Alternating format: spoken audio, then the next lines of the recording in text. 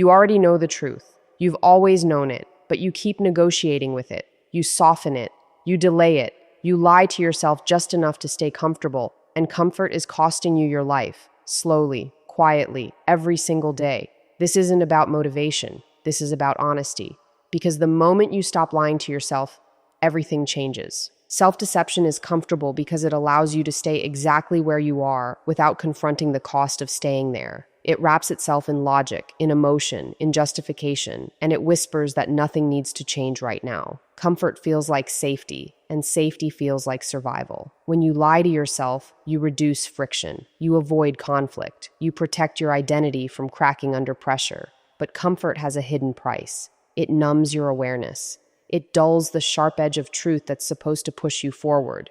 You start mistaking stagnation for stability, and that's where growth quietly dies. Growth requires tension. It requires friction between who you are and who you could be. Self-deception removes that tension by rewriting reality. You tell yourself you're trying hard enough. You tell yourself the timing isn't right. You tell yourself your circumstances are unique. These lies don't sound dramatic. They sound reasonable. That's why they're dangerous. They lower the standard just enough that you don't feel the urgency to act. Over time, this becomes a habit. You stop asking hard questions because the answers would require effort, sacrifice, and discomfort. And without those, growth has nothing to feed on. The problem isn't that you don't know what to do. The problem is that you know, and you're choosing not to look directly at it. Self-deception lets you stay busy without being effective, productive without being honest, informed without being accountable. You confuse motion with progress. You fill your days with distractions that feel productive but lead nowhere. Growth demands clarity, and clarity is ruthless. It strips away excuses and exposes patterns you'd rather not admit exist.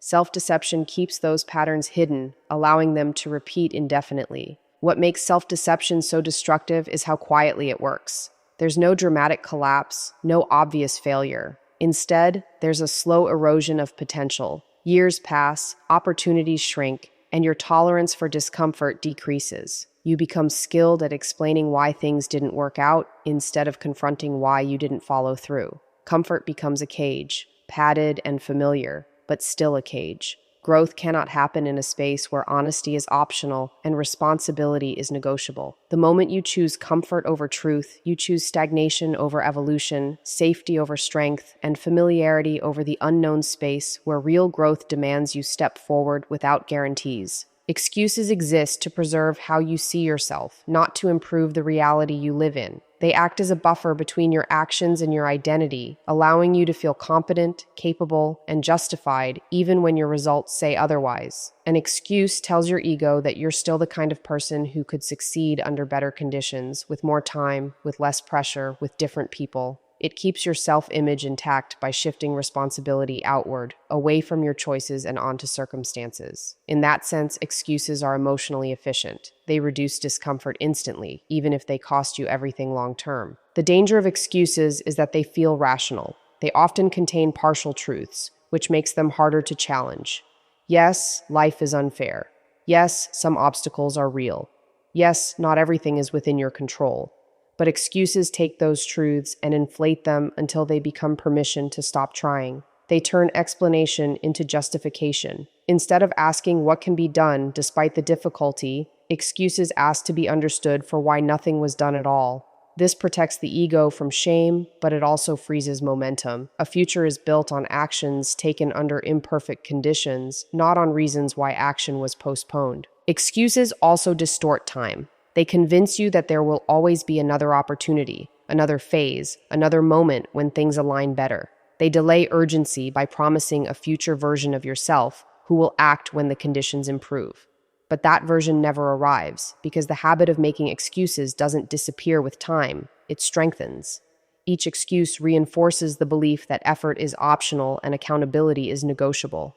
Slowly, your standards drop, not because you decided to aim lower, but because excuses quietly lowered the bar while telling you nothing had changed. What makes excuses especially destructive is how they shape identity over time.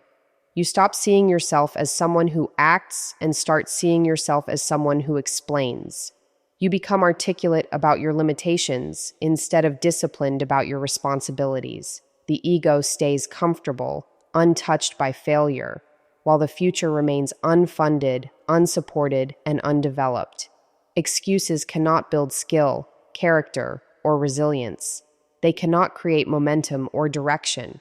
They only protect a version of you that exists in your head, while the real world continues to move forward without waiting for your justifications. Truth hurts because it strips away the stories you use to survive your own contradictions. It removes the cushioning between what you say you want and what your actions actually support. When you face the truth, there is no soft landing. There is an immediate sting, a recognition that you've been avoiding responsibility, minimizing your potential, or tolerating situations that slowly erode your self-respect.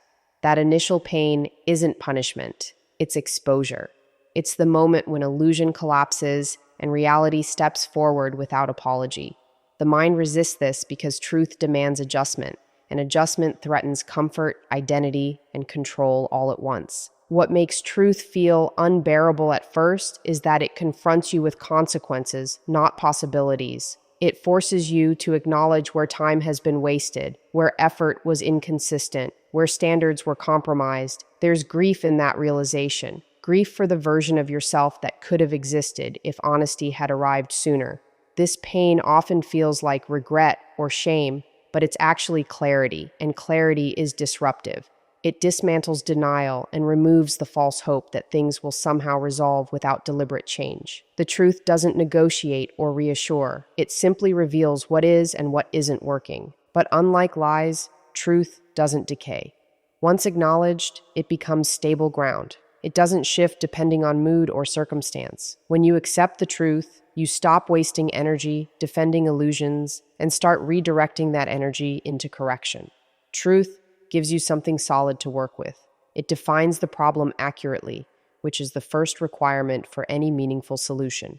Pain fades when direction appears.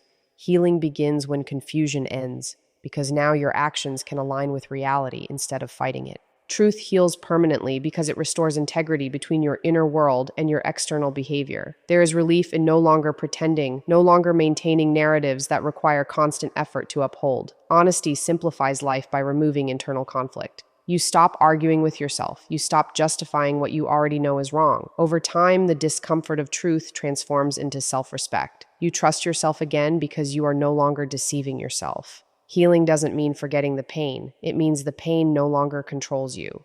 Truth leaves a mark, but it also closes the wound by ensuring it doesn't reopen under the weight of repeated self-deception. Self-lies survive in environments where responsibility is absent or diluted, when no one is held accountable, when standards are vague, and when outcomes can always be blamed on something else. Self-deception thrives. Responsibility disrupts that environment by forcing a direct connection between choice and consequence. It removes the space where excuses hide.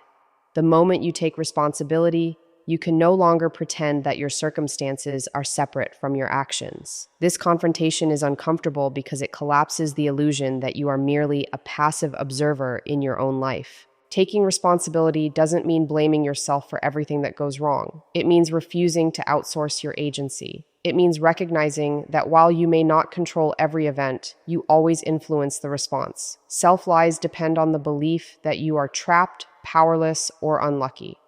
Responsibility dismantles that belief by reintroducing choice. Even small acts of ownership weaken self-deception because they reassert your role as a participant rather than a victim.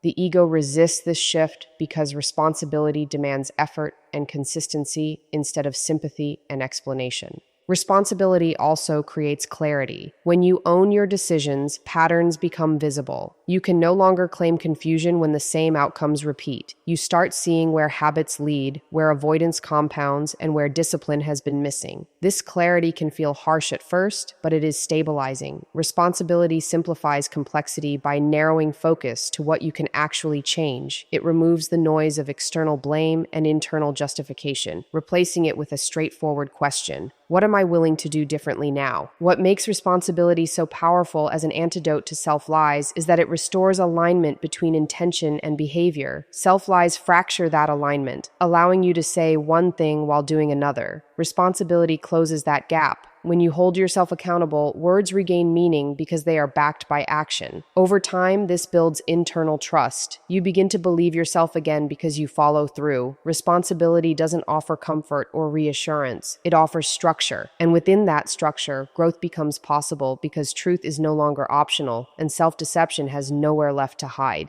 Avoidance feels harmless in the moment because it presents itself as temporary relief. You postpone the difficult conversation, delay the uncomfortable decision, ignore the responsibility that weighs on you, and in doing so, you feel lighter, at least briefly. That relief is deceptive. Avoidance doesn't remove the problem, it suspends it. What you avoid today doesn't disappear, it waits. It lingers in the background of your mind, quietly accumulating pressure, quietly shaping the direction of your life without your consent. The longer avoidance continues, the more control it gains over your future. What makes avoidance so dangerous is how easily it blends into routine. You convince yourself that now isn't the right time, that you need more clarity, more confidence, more energy before you act. These thoughts sound reasonable, even responsible, but they function as delay mechanisms. Each time you avoid something difficult, you train yourself to associate discomfort with retreat. Over time, this habit rewires your decision-making. You begin choosing short-term comfort over long-term stability without even noticing the trade. The path of least resistance becomes the default, and growth slowly moves out of reach. Regret doesn't arrive suddenly.